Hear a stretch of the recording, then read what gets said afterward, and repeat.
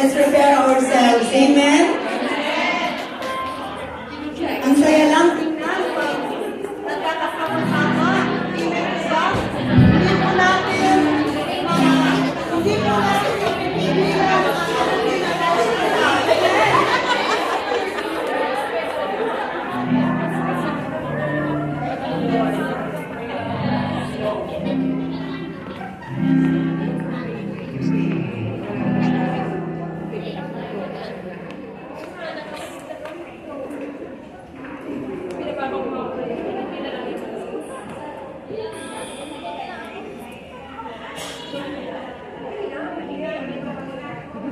Sabi sa katabi mo, I'm glad that you are here.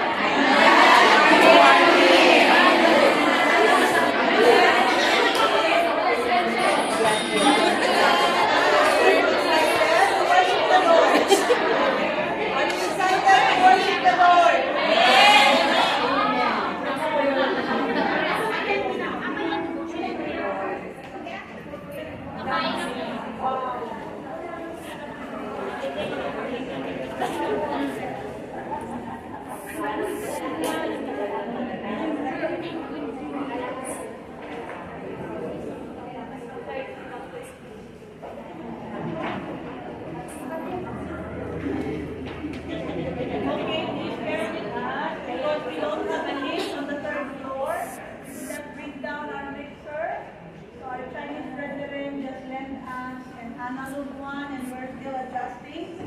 So let's just pray before we finally start our worship service.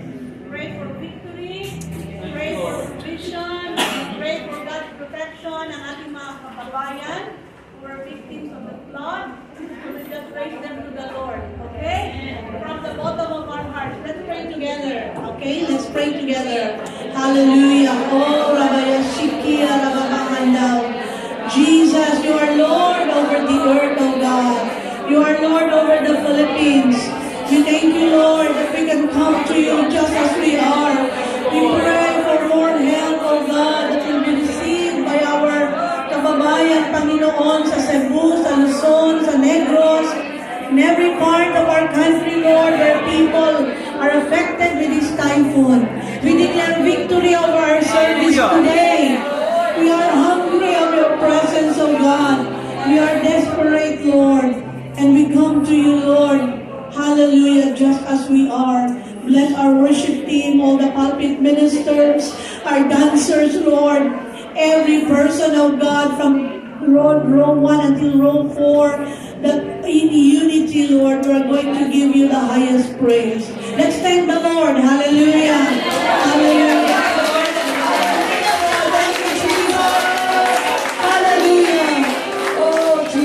Let's worship the Lord with all of our hearts. Amen. Itataas natin ang pangalan ng ating Diyos sa ating kalagitnaan. Because of Jesus, we have been changed. Amen? Let's sing this with all of our hearts and worship the Lord.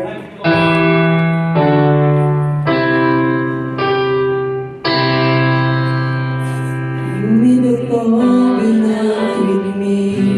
Sign of love that still speaks. Now I'm forgiven, I will righteous, I will do. All the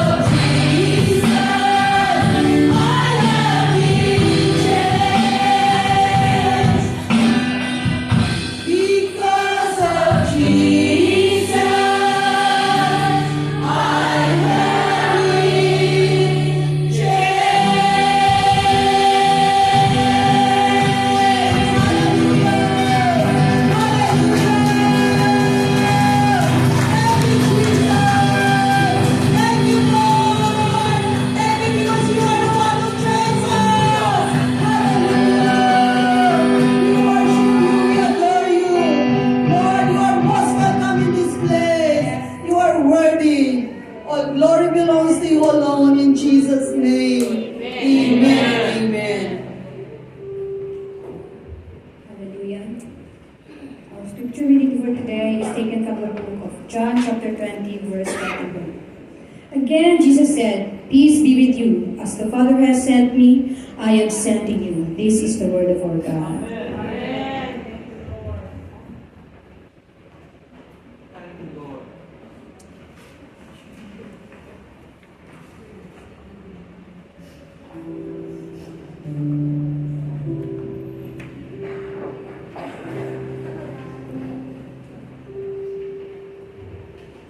Loving Lord, we come before your throne of grace and mercy this afternoon. We declare that this is another victorious Sunday. God, we are just hungry and desperate of your presence, oh God. Prepare our hearts to receive your word in the mighty name of Jesus. Thank you, Lord, that everyone that is present here, oh God, we will come out filled and satisfied because we know that you are here with us. Lord, thank you for your anointing. Thank you for the clarity and authority, oh God, that we're going to receive from your words, oh Lord. Bless, oh God, Pastor Edward, oh God, as he would share forth your word. And thank you, Lord, that even as we worship you, oh God, and praise you through the songs that we're going to sing, that it will minister to our hearts. Lord, if there are those who came here, oh God, with heavy hearts, Lord, I pray that you're going to give them rest. Those who came with their sick bodies, Lord, I pray that you're going to minister healing because you are our greatest physician. Lord, whatever things that will be said and done, oh God, it will redound to your glory and honor alone. Because we ask this in the precious name of Jesus, all of us would say, Amen. Amen and amen. Please.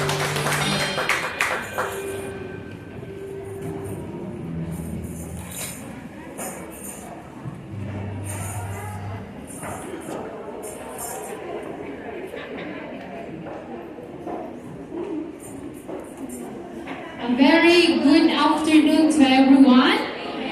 As we gather here to learn something new, simply connect with each others, we are all here with a sense of purpose and excitement to glorify God, to praise and thank the Lord. Amen. I would like to extend a warm welcome to our valued visitors. Please know that your presence adds significance to our service today. Thank you for coming, Sister Maria Cristina Bisagas.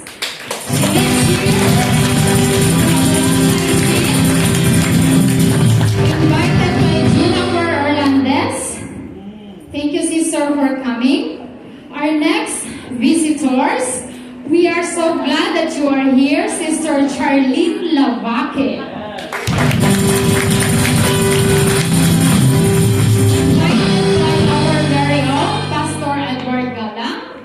Our visitor is from the Rooted Church, Winchester, California, USA.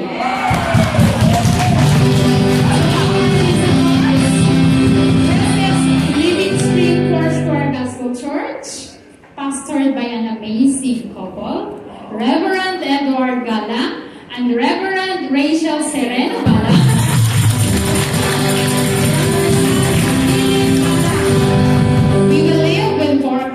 Cardinal doctrines. The cross stands for Jesus is our Savior. The stands for baptizer of the Holy Spirit. And the cup stands for Jesus is our healer. And the crown is our soon coming King. We hope this day turns out to be as amazing as it started. Have a fulfilling day. Let us all stand and welcome each other. Let's move around. And let's fellowship one with another as we sing, I'm glad you are here. Thank you, Lord.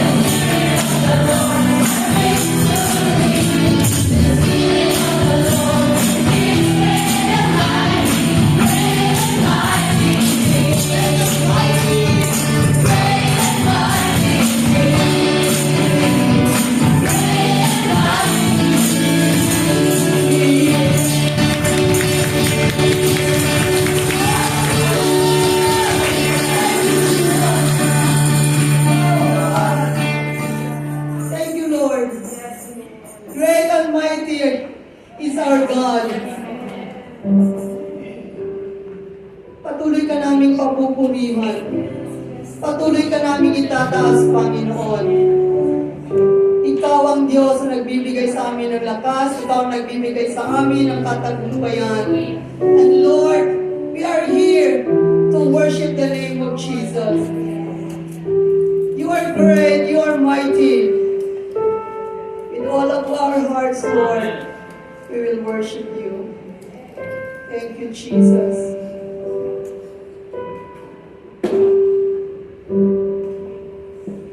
Great is the Lord and most worthy of praise. The city of our God remains. The joy of the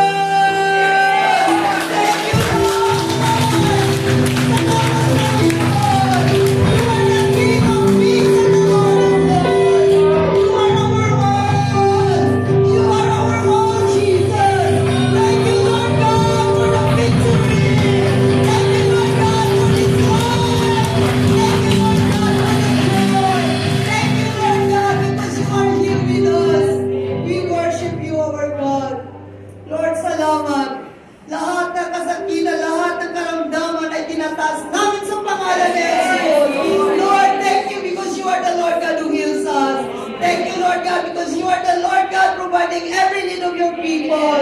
Thank you, Lord, for you are here. Thank you, Lord God, because you are our living hope. We give you praise, we give you glory, and we give you honor. In Jesus' name we pray. Amen.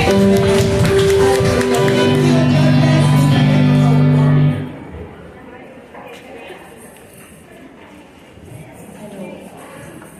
Good afternoon, church. Pag-isabi sa katabi mo, kamusta ka? Baka naman.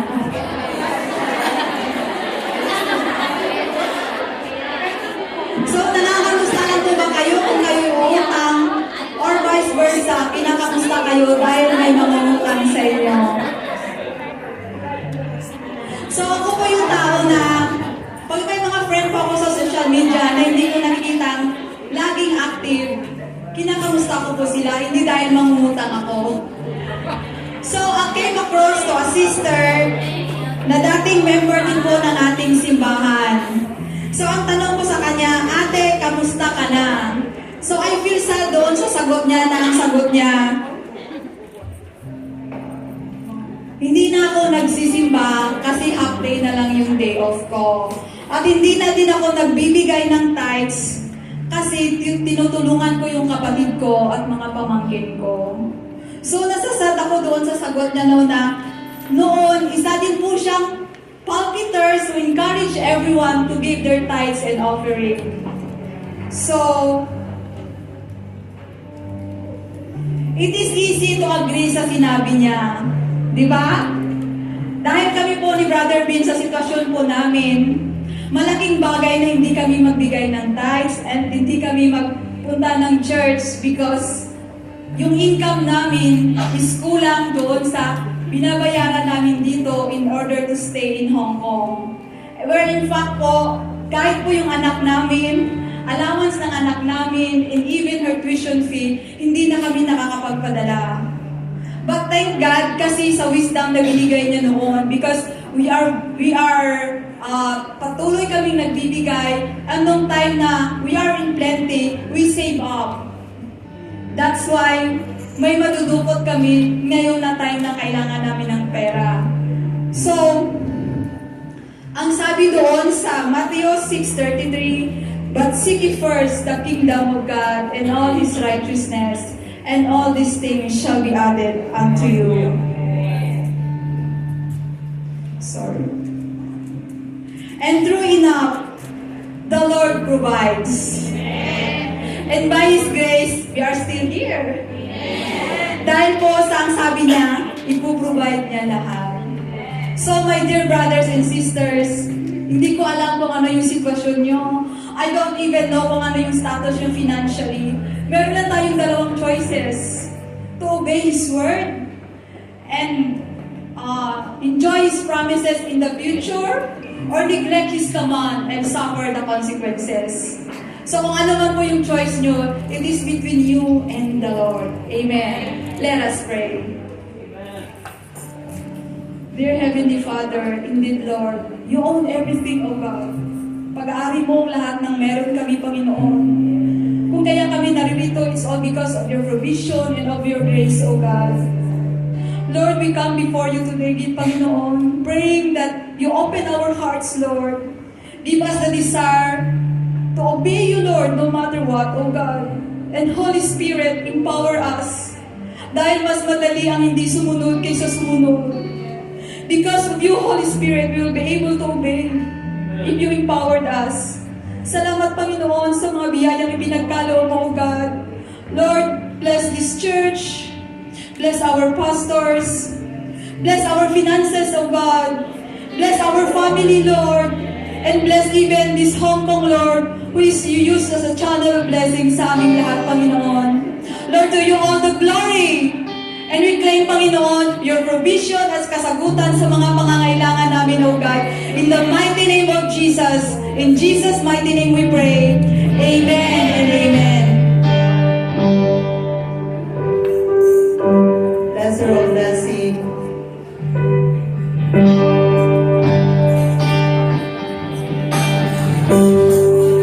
Lord, you multiply so riches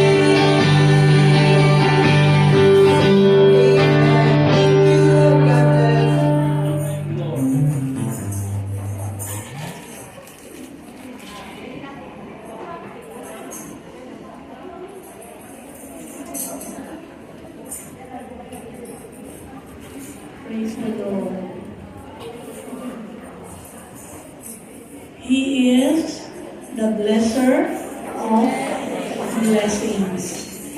And I'm sure that all of us, we want to be blessed. Amen? Let's listen to our announcement. There will be a cell group devotion on the third floor today at 4:30 p.m. Next Sunday would be our Thanksgiving. So we are requesting and encouraging everyone to wear something floral. Okay? Hallelujah.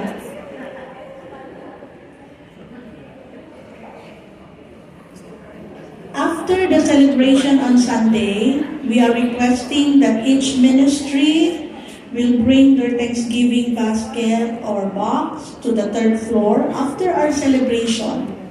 So we are praying that and hoping that Thursday the lift would be okay. Kasi sabi nila 1 week. For our general announcement, November 29 and 30 is our Marathon of Praise. Okay? So bring your friends, invite them to come and join us, and together we are going to worship the Lord through songs and testimonies. We calendar that every 5th Sunday or 5th Saturday of the month, we're going to have Marathon of Praise. So I think I don't need to read number 2, no? Kasi all of us today will use the stairs. Masaya ba ang ushers? Okay, all of us will be, grabe, may pauwiin pa. No? So let us use the stairs, continue to use the stairs, not only today, but every Sunday. Amen. Caroling practice is scheduled, okay? Every Saturday is after 2:30. Sunday, November 23, that will be on Sunday, no more cell group. And we have agreed with this with Sister Merly. So instead, 4:30 to 5:30 practice. And then in the morning, walang Sunday school because we want to give time for everyone to prepare their basket. Okay? So don't use on Sunday that time for wala pang caroling practice, ha? Let's focus first on Thanksgiving. But on November 30, Sunday school time is being given to practice. So, praise the Lord. And of course, December 6. Now, why I put this 5:15? Because there is devotion for ushering and there is devotion for multimedia and audio. Prayer is very important. So, kahit mag 30 minutes kami and then by 5:15 is the rehearsal for our caroling. Members and leaders, kindly follow schedule. God bless us all. Prepare our hearts for His word. Praise God. We still have a very good sound system, right? Amen. Thank you for the flexibility of our audio guys. And all things work together for good. Kindly embrace your seatmate and tell him, Merry Christmas.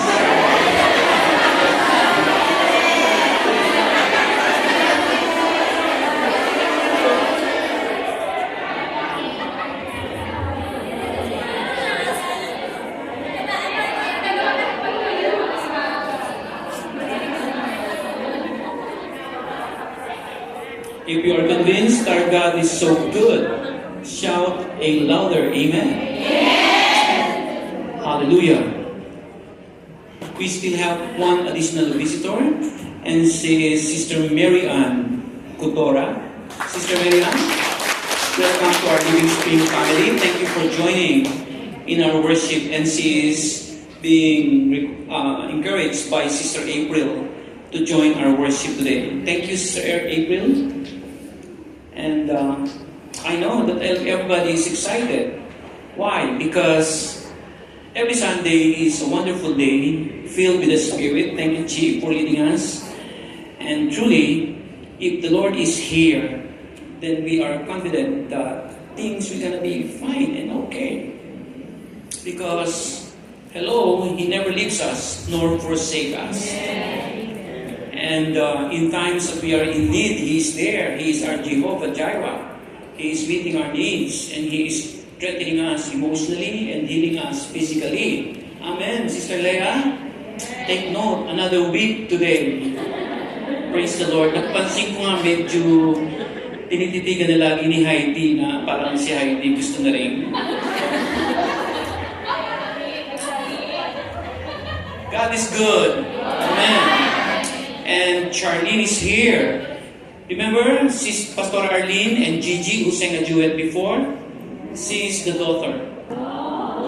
That's why her name is Charlene. Her mom is Arlene. And she's in the house and we are happy to have her. And, you know, I'm practicing my English. And she's always... And she's always calling me, ang ganda-ganda ng pakinggan eh, Chicho Edward, Chicho. And,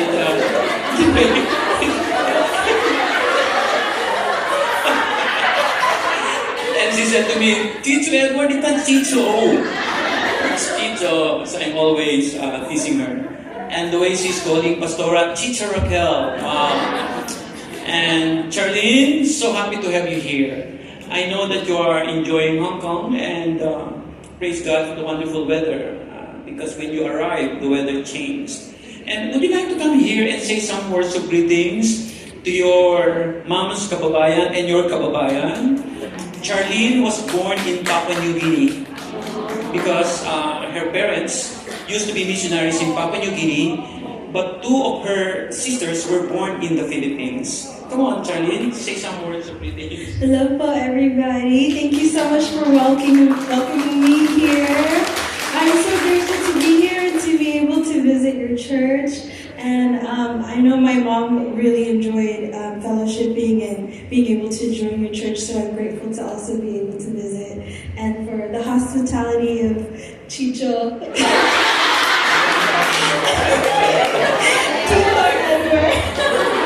So thank you so much for welcoming me here. Yes, thank you, Bob. You see? And it's so good to have visitors from the US because I am finds in my level. Hallelujah. Charlene, this is a very simple church but a happy church. We are always looking forward to be together during weekends. And where there is the presence of the Lord, there is joy. Would you like to say amen to that? Pakisabi sa katabi, you know what? I'm happy that you are here.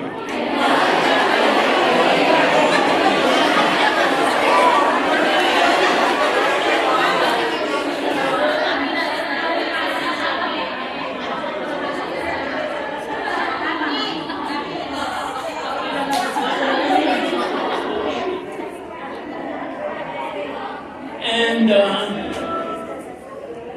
this special afternoon, I've been wanting to share this topic even before our crusade, but it seems I lost time and I lost grounds in sharing this, but I think this is very, very important and essential because one of the marks of a person who loves the Lord is you would like to share your faith to somebody else who is obviously lost.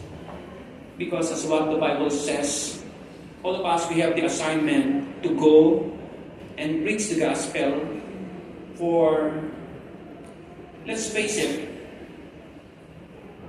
He is about to come. He is about to come back. You're aware of the so many calamities. Typhoons are becoming stronger. Earthquakes are becoming more scarier. And the wars, the rumors of wars, the atrocities of wars, the Ukraine, Russia, Palestine, and Israel, even, the situation of our country that is obviously becoming more and more discouraging. And the economy of the world is commonly deteriorating because in prophecy, one of the things that the Antichrist is going to be doing is to announce that he is the solution of the world. That's why the economic breakdown of the world today is actually in preparation for his coming, that he will going to be announcing that he is the solution. Because the Antichrist will be arriving as economic genius, political genius, highly charismatic, and then he would kind of be portraying and pretending that he is the solution to everything. So, don't lose hope because of whatever condition the world is facing nowadays, he remains to be in control. He is sovereignly in control. But the Lord's assignment to all of us is for us to serve faithfully and continuously as the light and the salt of the earth. That if ever everybody is down, you are up. If everybody is quarreling, then you are the peacemaker. Christians are peacemakers. We're not supposed to be quarrelsome. We are not supposed to be creating more tensions. But our responsibility is to create peace because we are peacemakers. It's not our ministry to provide troubles, but to be the light and the salt of the earth. Yung iba yung light, medyo napupundi. Iba yung light, parang Christmas light, patay sindi. Pero God is asking us to be the light and the salt of the earth. Kapag kumain ka ng balut at may salt, di ba ang sarap-sarap? Pag ang isda ay nilagyan mo ng salt, matagal masira. Yun ang responsibility natin, na preserve ang mundo because of us. Because we are the salt and the light of this world. Kumusta ang ilaw ninyo?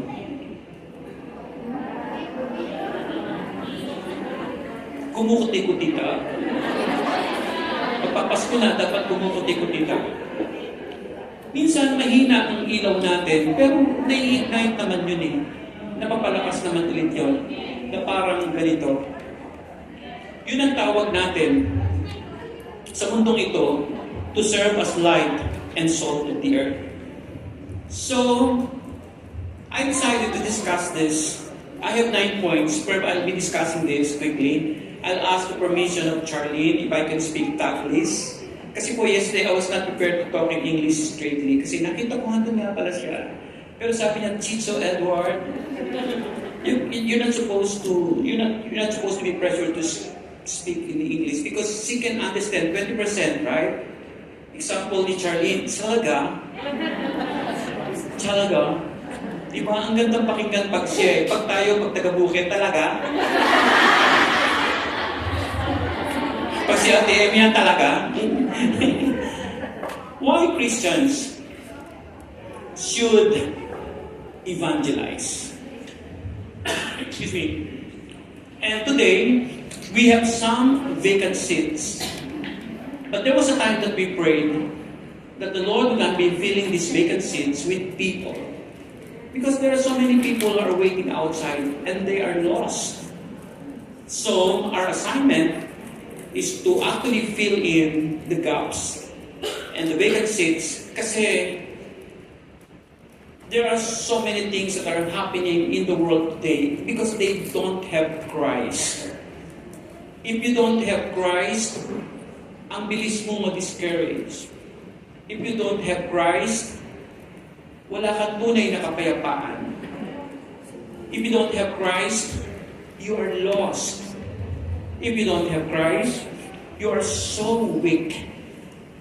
And 3 days ago, I read one post of one of our kababayan, kaibigan ko sa Facebook. Binasa ko nga last week dun sa mga taga-Sunday na mga babaeng pansarado. Sabi ko sa kanila, may nag-message sa akin, yung mga babaeng pansarado, yung mga huli umaalis, tapos sila yung nagsasarado. Ang title nila po, mga babaeng pansarado. Sabi niya, pamangkin, bakit hindi mo ako kinausap? Now, you rest in peace. Meron ka palang ganong sitwasyon. Why you did not talk to me? Because her nephew committed suicide. Huli na, may pinagdadaanan pala. Sabi ng auntie, kasi pag umuwi siya, OFW yung auntie, lagi niyang pinapasalubungan ng pamangkin niya at mahal niya. Eman, at yan sa story. Now, if we have Jesus, we are strong. Why? Because the joy of the Lord is our strength.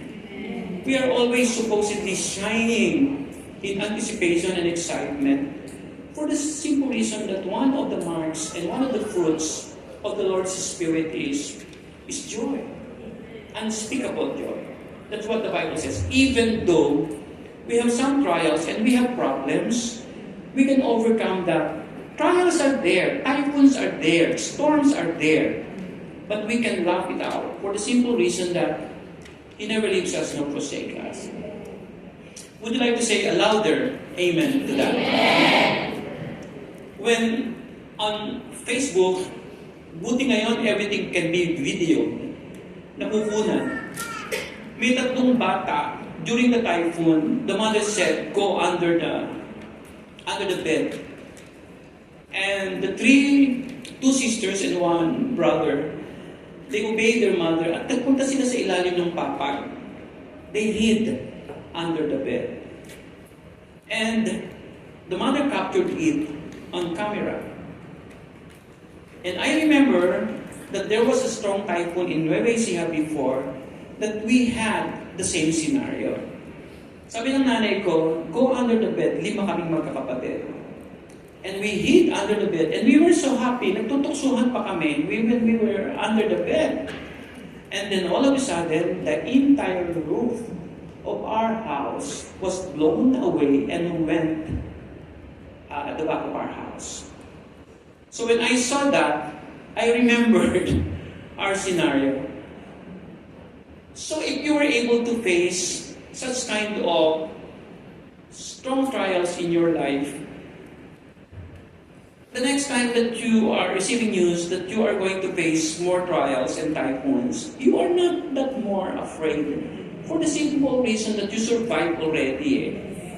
And then we ran to our grandfather's house while the trees were falling and we were protected by the Lord. And all of us are still alive for the simple reason that God still has a plan for us. That's why we didn't die. And the testimony of one of the Saturday members yesterday, si Shirley, tapos yung isa pa, she just got baptized in our church and she accepted the Lord.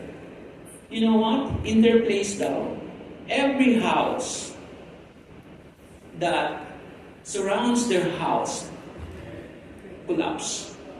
Only their house remains standing. Because she prayed. Pastor, hindi ko naman sinasabing because I got baptized, but I prayed for my family. And the Lord protected our house. Ganon din ang testimony ni Shirley. Ang pangit naman ng testimony na nag-born again ka, tapos lahat ng bahay nakatayo, sa'yo lang ang bumagsak. Di ba? How can we say that our God is strong? Lahat bumagsak, ay lahat nakatayo, sa'yo lang ang bumagsak. Yan ang ating testimony as the light and as the salt. That's the living testimony how powerful and how strong our God is for the simple reason that we are favored if we have Jesus. Would you like to say amen to that? Amen. Tell your seatmates, you are favored because of Jesus. Kaya tugtungan nyo, baka naman this Christmas, bigyan namin. Talagang namimigit na ang dating.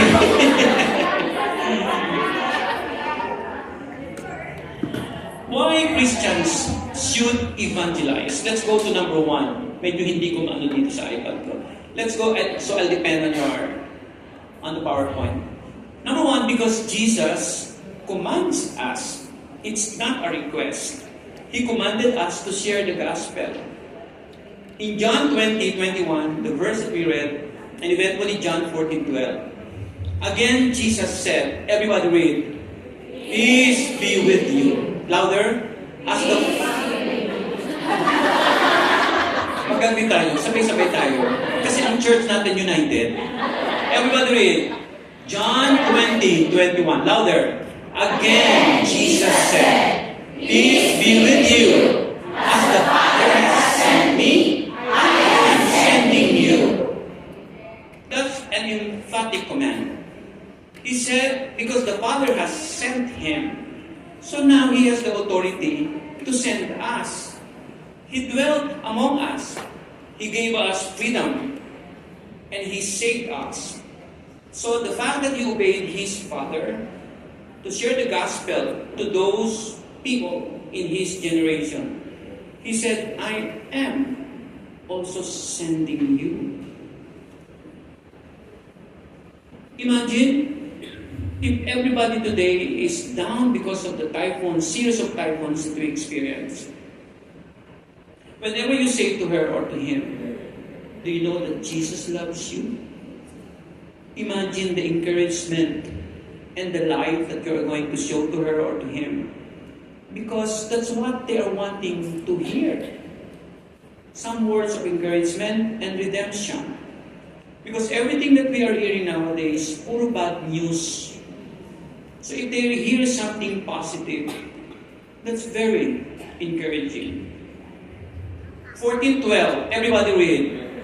Very truly I tell you, whoever believes in me and will do the works I have been doing, and they will do even greater things than this, because I am going to the Father.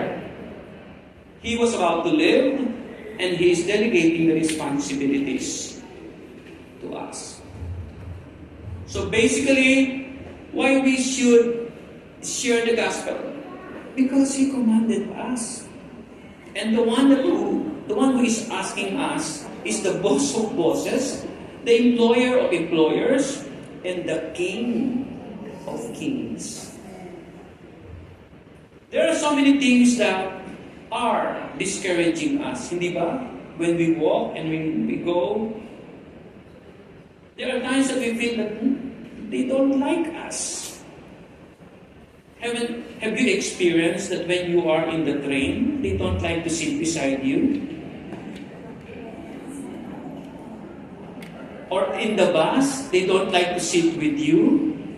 I'm experiencing that. There was a time that I'm in the train. When I said in the train, that person that was seated with me, I felt that she was uncomfortable. And then all of a sudden, malayo pa naman yung kanyang station, umalis na siya. And then I checked it. Wala naman. So kung mahina-hina ka, if you're not secured with your esteem, that's very discouraging. That's very disappointing. But one day, in the bus, there was an elder lady. Because from Mongkok normally to our place sa Siamsui po, I'm just always standing because malapit lang naman. But that particular lady, she was seated alone. And then I decided to sit beside her. And you know what? She was very thankful. And she cannot speak English. I cannot speak Cantonese. But she was able to express to me that, oh, you can sit beside me. Parang pinapaliwanag niya na, nobody wants to sit beside me. Parang yun ang naging dating sa akin. Parang in her sign language, and hindi ako nagpatalo. I also know sign language. And then she said, come on. But she was very happy that I sat beside her. You know, she's also experiencing the feeling of rejection. That nobody was wanting to sit beside her.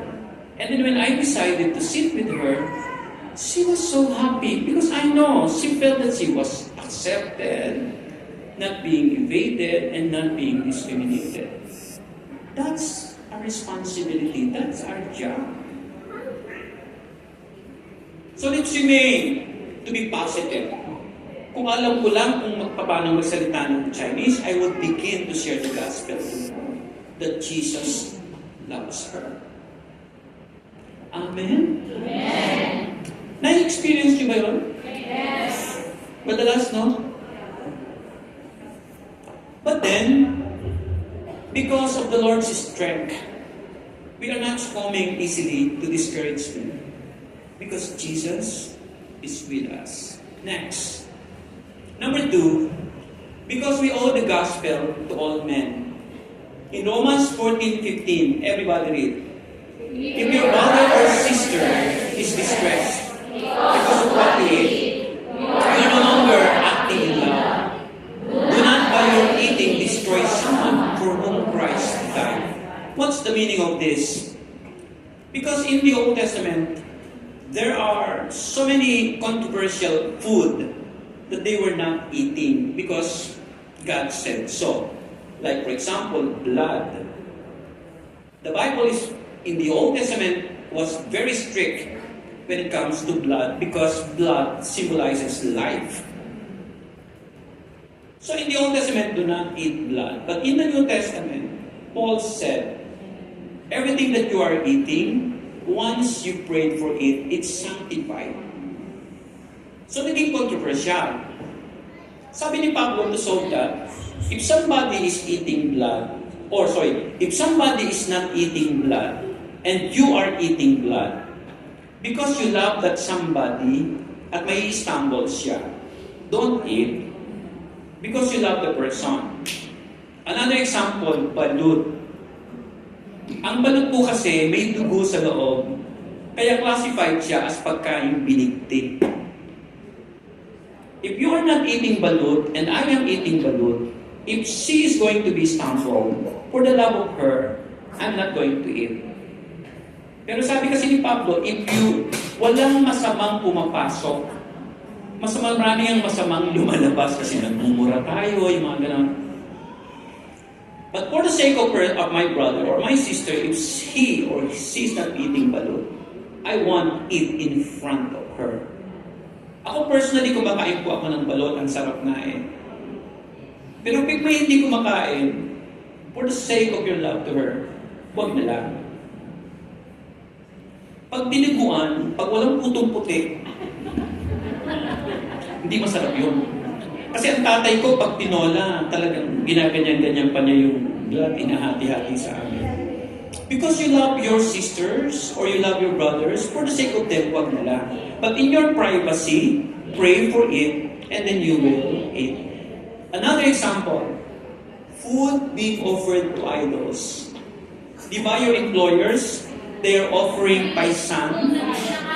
Yeah, they are offering paisan. Pastor, if this food being offered to idols, they are going to offer to us, are we going to eat them? When you pray for it, it's sanctified. But if somebody will be stumbled, don't eat. Di ba? The food that they are offering here, the best fruits, the best ano. So, that is solving the issue. If you love the brother or the sister who is going to be stumbled, when you are eating that, not for the sake of the brother or for the sake of the sister. Kasi, we owe the gospel to all men. Meron tayong pananagutan at sila yon. Why God called us to become Christians? Because God said, go to the uttermost part of the earth. That means to say that you were called by the Lord to become born again. Because the Lord is asking you to go to them. So we owe the gospel to all men. Sabi nga ng speaker dati ng convention, if you are here and just doing nothing, then better for you to die. Because in heaven, the life there is easier. Walang sakit sa likod, walang sciatica. Pero here, if you are just going to sit down and do nothing, better for you to go there. Wala nang remittances doon. Wala ka nang responsibilities. Your life will become easier. But why we are here? For the simple reason that we still have the responsibility to share the gospel. And because we owe the gospel to all men. Look at Sister Ellen. She shared the gospel to Gladys. And there was a time that Gladys' mom was sick. And Gladys prayed for her mom. And the mom got healed. That's our responsibility. Where is Gladys? Gladys, wave your hand. Come on, look at me. Look at me. Whenever you ask Gladys to sing, she's ready to sing. And she's very bold to share the gospel to her family. Huwag tayong mahiya to share share the gospel because it is the tool for somebody's freedom and to be released from bondage. Tell your employers, Ma'am, Jesus loves you. Pag nagagalit, Ma'am, Jesus is... Huwag naman baka materminate kayo. Pero I know that you would gonna be agreeing with me that if your employers would gonna be hearing that Jesus loves them, they're gonna be encouraged. And some of your employers are telling you that the very main reason that they are being blessed, it is because you are in their house. Would you like to say amen to that? Amen. So continue to share the gospel. Number 3, look at this. Because hell is not a joke. There are only 2 destinations, eternity-wise. And they are heaven and earth. If you are not going to heaven, the other option is only hell. Imagine you are continuously remitting money to your husbands, to your children. But if they are not saved, if they fail to accept Jesus as their Lord and Savior, your loved ones will go to hell. Can we afford that? That you are going to heaven and then they are going to hell? Because hell is not a joke. If you are believing that there is God, also believe that there is Satan. If you are believing that there is heaven, there is also hell. And hell is not a joke. It is eternal destination. Lahat ng pupunta sa langit, magtaas ng kamay. Those who will go to heaven, raise your right hand. Those who will go to hell, raise your left hand. Why? Because you have Jesus already. That's why you are assured you'll go to heaven. But if they fail to accept the Lord, they will go to hell. At hindi tayo trained sa heaven. Hindi tayo trained sa hell. Sa hell, ang init-init. Nakasusulog sa apoy. Dito pa lang sa church natin, if air condition is having trouble, you are already complaining, so hot, Pastor. Islanka is so hot. Because we are not trained to go to hell. We are trained to go to heaven. There is no such place as purgatory. I was an altar boy before in the Catholic, and I was very religious when it comes to Catholic doctrines. Purgatory, according to them, is a temporary place wherein you can spend before going to heaven. Purgatory is from the word purge. So temporarily, your sins is being in process, being purged at purgatory. And then eventually, once your sins are finally cleansed, then you'll go to heaven. It's not true. It's not biblical. Why? Because according to our beliefs before, once you die, you have to go temporarily to purgatory, and then if somebody would gonna be interceding and praying for your souls, eventually malilinis yung mga kasalanan mo sa purgatory, and then you will go to heaven. Mapapabilis, the cleansing is going to be shortened. Like for example, if the priest would gonna be praying for that soul, or imagine if the Pope would gonna be interceding for that soul, mas mabilis ang pag-alis sa purgatory. Kaya ang akala natin, it's okay na mamatay because anyway, I'll go to purgatory naman eh.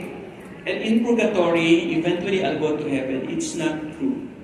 There are only 2 eternal destinies, and they are heaven and hell. That's why in our 4th reason on why we should evangelize, because Jesus is the only way. In John 14:6, everybody read. Jesus answered, louder, I am the way, and the truth and the life. No one comes to the Father except through me. So walang ibang pamamaraan. Ang purgatory ay hindi. Si Jesus lang. So accept Jesus now. For He is the only way and no one else. Amen, Sister Jonah. Pareho kami ng paniniwala ni Sister Jonah kasi devoto rin si Sister Jonah. Naku, when I was an altar boy, 3 times in one early morning that the priest was gonna be asking us to attend with him sa masses. Kasi ganun yung mga sakristan eh. Kasama ka nung pare. Pag pangatlong misa, kung hindi ako sanay uminom, wine kasi yung iniinom sa pag pangatlong communion, lasing na ako. Kasi hindi ako sanay na uminom eh. Mga sakristan, iinom din yan eh. Alam niyo na yun, sidekick ni Father. So pag pangatlong misa, sisimbang gabi, nakakapunta kami ng mga baryo-baryo. Nalalasing ka agad ako. At pag pumasok kami sa kwarto ni Father, wines from different parts of the world, nandun. Atin-atin lang to. Number 5. Because we have only this life to choose. Verse 27, everybody read. Just as people are destined to die once, and after that to face judgment. This is also another reason on why we are belying the doctrine of the purgatory. It is destined to die once. When we die, we have to face judgment. It is appointed unto man once to die. Remember the criminal on the right side of Jesus? He said to Jesus, Rabbi, remember me into thy kingdom. And Jesus Christ responded, today thou shalt be with me in paradise. Kaya if you're able to share the gospel to your husbands, to your boyfriends, to your sons, to your daughters, anytime they would die today, they are assured to go to heaven. This is the place to decide. Not next time. Not in purgatory. So, if they are not yet born again, sad to say, they will go to heaven. They have to decide today. How can they decide if we are not sharing the gospel? Faith comes from hearing, and hearing the word of God. If we are going to close our mouth, then they're losing their chance to decide today on whether to go to heaven or to hell.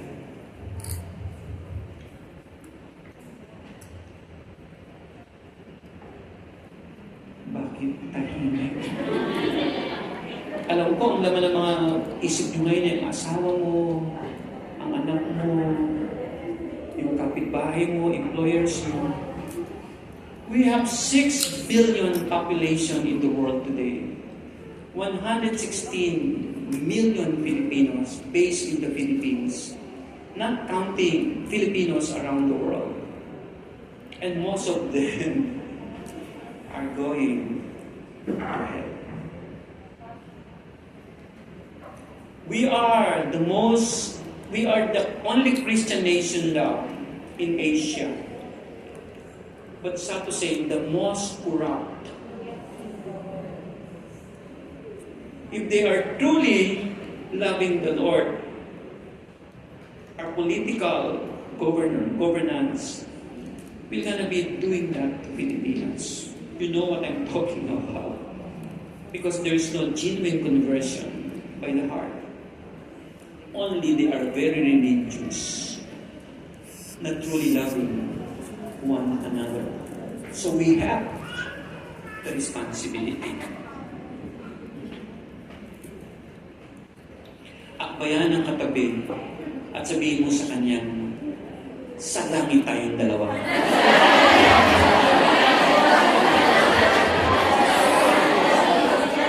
Uy, minarinig ko ang sagot niya, iwan ko sa'yo, basta ako doon.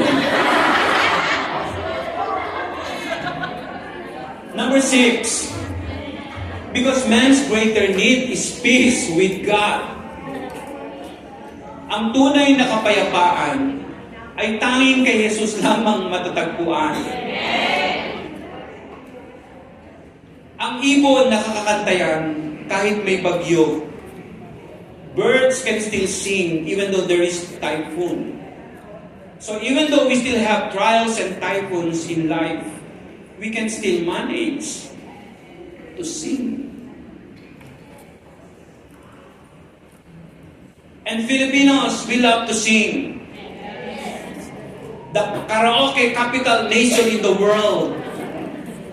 If you'd like to make the Filipinos happy, give them microphones. If you would like the Americans to be happy, give them burgers. If you want the Chinese to be happy, give them dim sum. If you want the Filipinos to be extremely happy, give them microphones.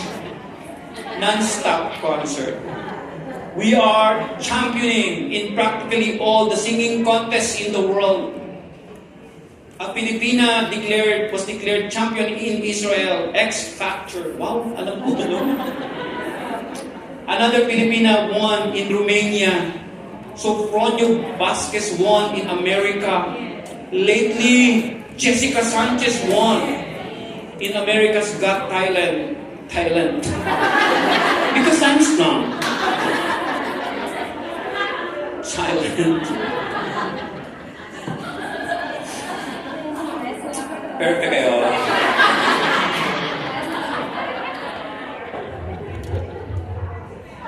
And it's good in spite of our problems and troubles. The Filipinos can still sing.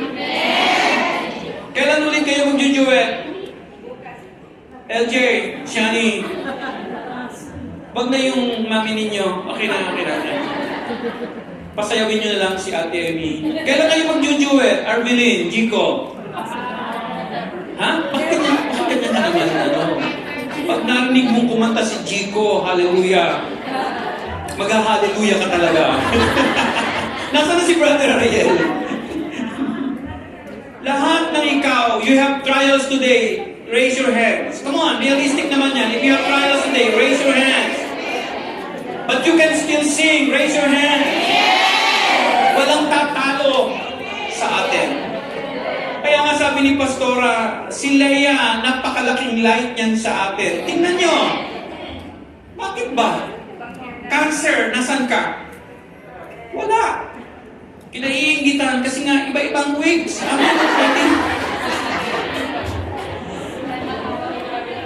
To be reconciled with God, he has offended by his sins and rebellion.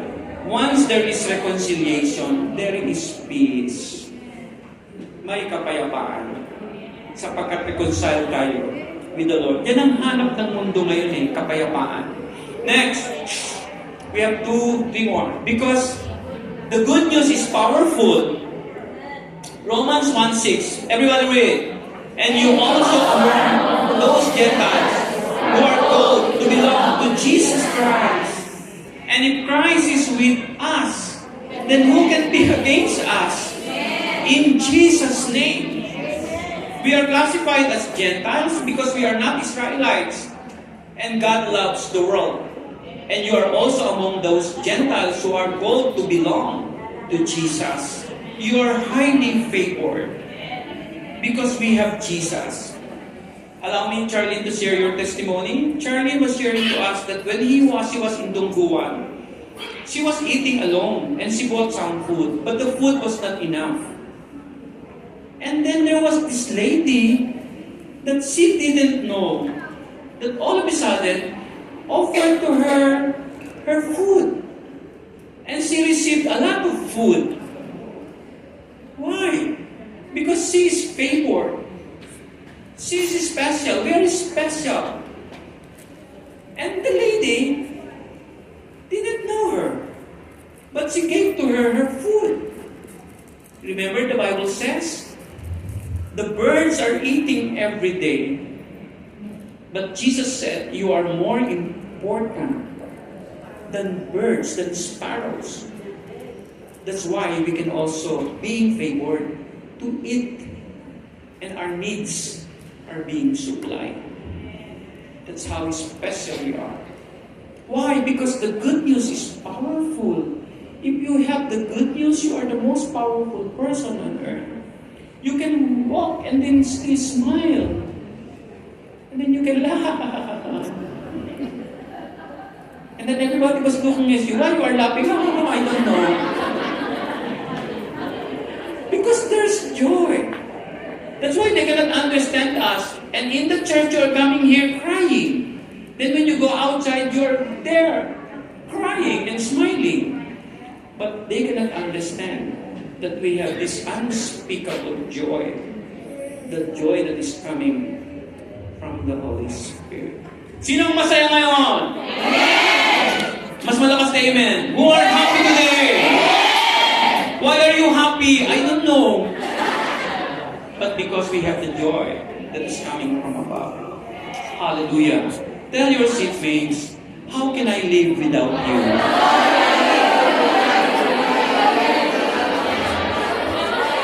Tingnan mo si Giselle, naka-adjust na sa Hong Kong. Ang saya-saya na ngayon. Sila malungkot doon. Abot ang bagyo, abot ang baha. Si Giselle, okay lang siya rito. Number 8, second to the last. Because we cannot help but speak why we should evangelize. Kasi whenever we have Jesus, we cannot help. Verse 8, everybody read. In God we make our boast all day long, and we will praise your name forever. We cannot help but to speak whenever you see people that they are fighting in Central because of only one boyfriend. You are pitying them. And deep inside your mind, you are telling yourself, they need Jesus. And you cannot help but to speak that Jesus loves you and you need Jesus. Amen? Let's speak because we cannot help but to tell about the love of God. Lastly, number 9. Because God is delighted when we are converted. Everybody read verse 7. I tell you that in the same way, there will be more rejoicing in heaven over one sinner who repents than over 99 righteous persons who do not need to repent. That's why in our evangelistic crusade, 21 to 22 persons did accept the Lord as their Lord and Savior. Imagine how many angels are rejoicing in heaven. According to the Bible, one soul that is converted, 1,000 angels are rejoicing.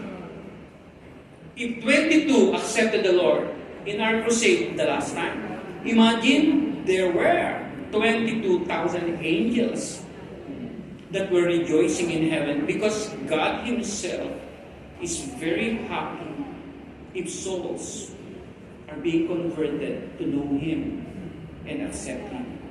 So the heaven's atmosphere is fiesta. So if ever you're going to be sharing the gospel to someone and you are successful in converting him to love the Lord, imagine how many angels that you are making happy.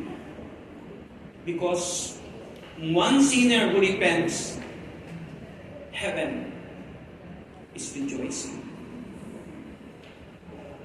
As a matter of fact, we are also happy if somebody accepted the Lord. Ang saya-saya din natin. Kaya ngayon, mga members natin, if you are asking someone to come here in the church, I know that heaven is rejoicing. Because eventually, that person has the chance to know and to accept Jesus as her Lord and as her Savior. 99, yung isa ay nawala, pero nagsisi. Imagine, 99 righteous persons who do not need the Lord, and who do not need repentance. Heaven is happier if one person decided to accept the Lord. Tama na yung tayo-tayo lang dito. Let's approach others to come to church and accept Him as their Lord and as their Savior. Do you have the same vision that one of these days, these vacant seats would gonna be filled with people who are gonna be worshiping the Lord? And in our conclusion, everybody read louder. Therefore, go and make disciples of all nations, baptizing them in the name of the Father, and of the Son, and of the Holy Spirit, and teaching them to obey everything I have commanded you. And surely I am with you always, to the very end of the age. Our assignment? Go and make disciples. Brother Frank and family, they are about to leave by January. But if ever they're gonna be in the United States of America, they will still share the love of Jesus as a family there. Wherever we go, we have the responsibility to go and share the gospel. Pray for your family members. Pray for your best friends, for your friends, for your employers, because they are our immediate assignment. And I'd like to hear a resounding amen. Amen. Shall we all stand? Do you love our family members? Amen. Do you love your children? Amen. Do you love your husbands? Amen. Wow, ang lakas ng amen.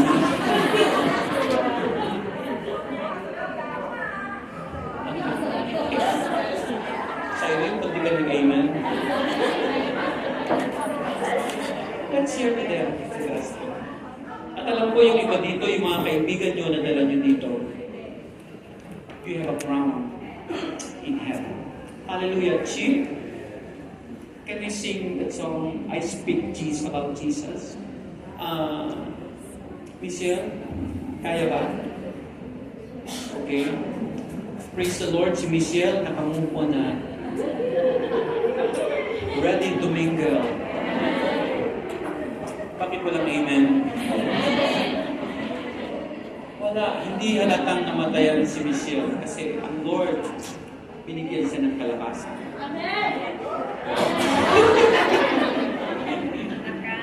Let's sing this song. Jesus is the hope of the hopeless. Akbayan ng kagabi, sabihin sa kanya, salamat, tinanggap mo si Lord.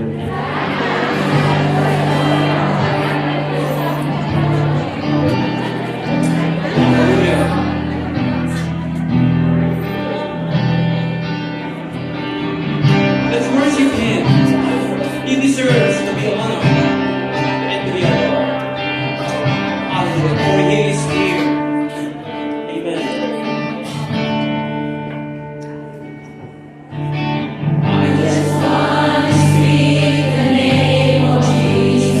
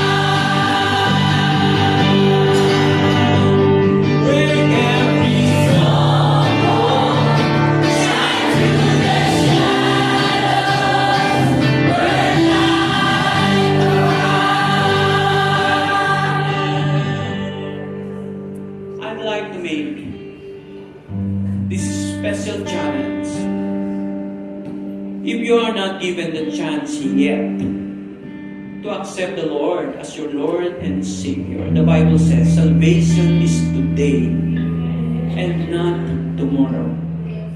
It's not accidental that you are here. You are brought here because Jesus loves you and you are given the chance to hear this message of opportunity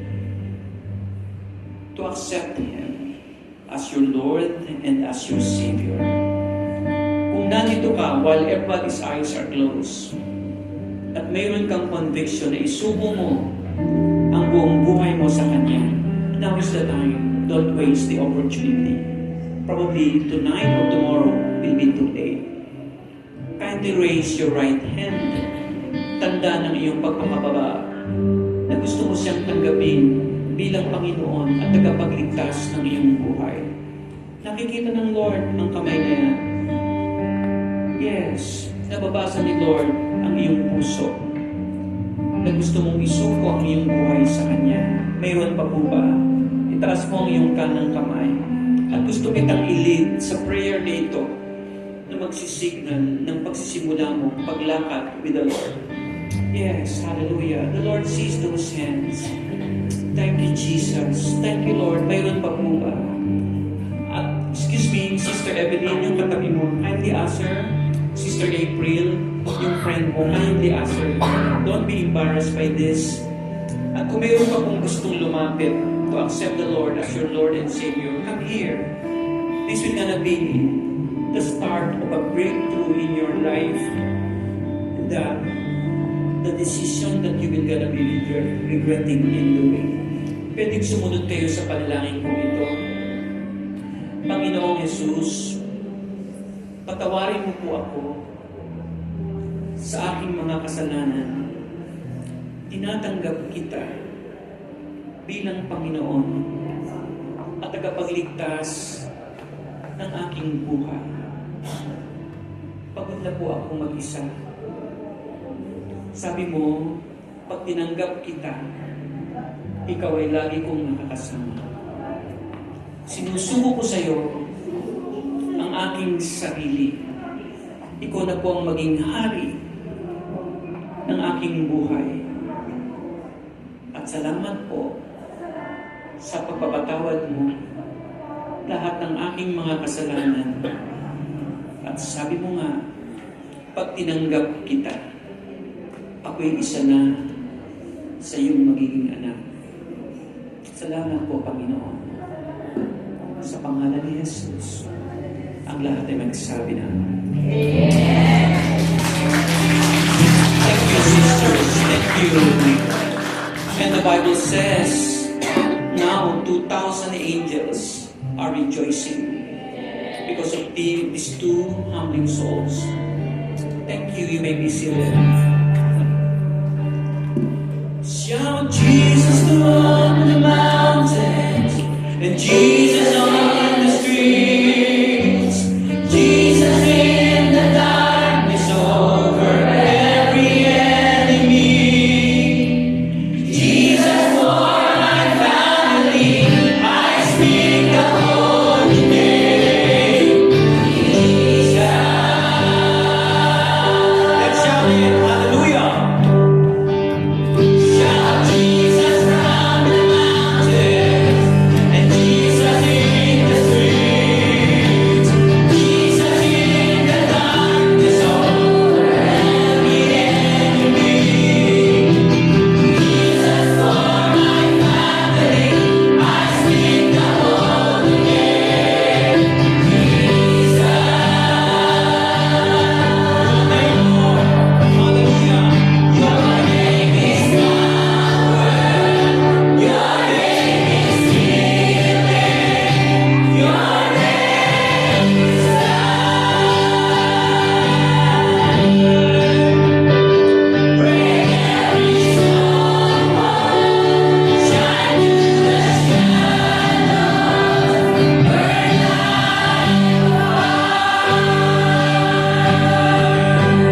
I would like to make a second challenge. Number one, if some of the members of your family are not yet born again, let's pray for them that they will gonna be using you for them to accept the Lord.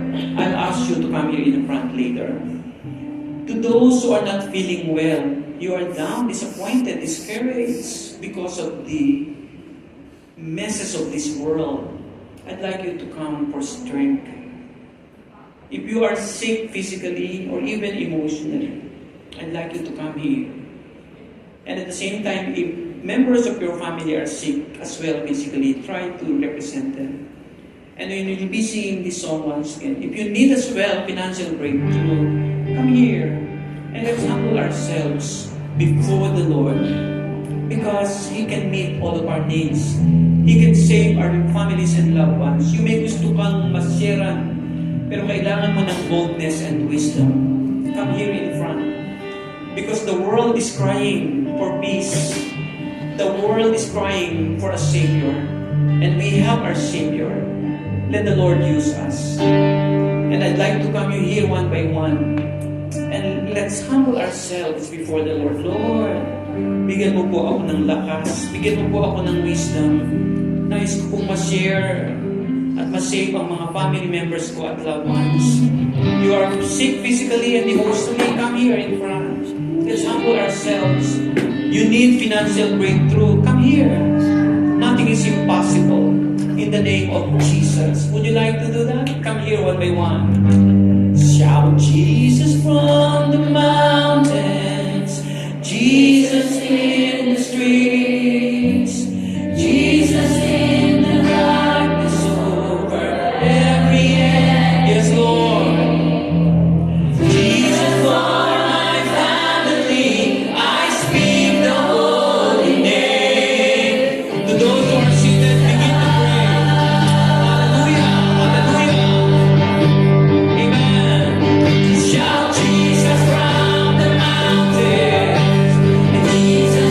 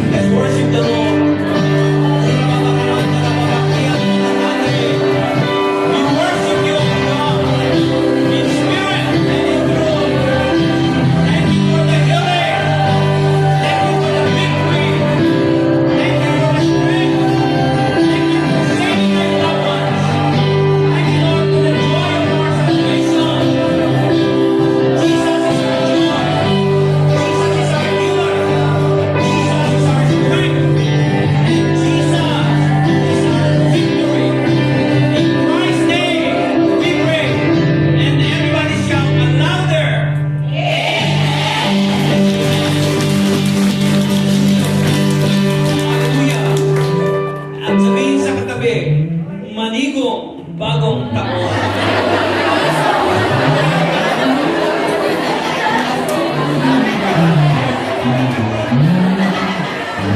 Please. Hello, my friends. Please be seated. Are we all blessed? Amen. Let us be reminded that, the enemy's role is to distract us, to make us less effective so that we cannot evangelize. But take courage, God has given us the victory. Amen. So, baunin natin yan this week. And we thank God for His amazing grace. After the closing prayer, I'd like the children to remain. We will have one practice, kiddos, for the Thanksgiving, and the pulpit ministry. And then I'll give it to the worship team. No? We still have time. So, just one round for kids and then the pulpit ministry. And then, tapos na tayo. Ang saya lang. The Holy Spirit is here. Can we sing that as our victory song? Yes. The church on fire. We are a church on fire. Let's all arise. At awitin natin ito na galing sa ating puso. Tayo yung mga taong matagumpay. Amen. Hallelujah.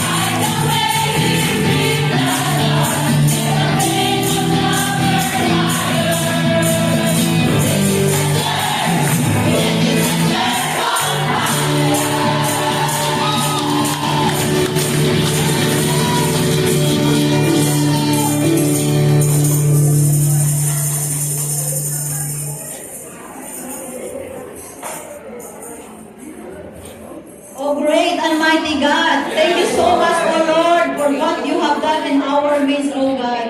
Thank you, Lord, for the great message that we have just heard, oh Lord. And right now, oh God, we are bringing you back all the glory, honor, and thanksgiving. In Jesus' name, and the people of God will say, Amen.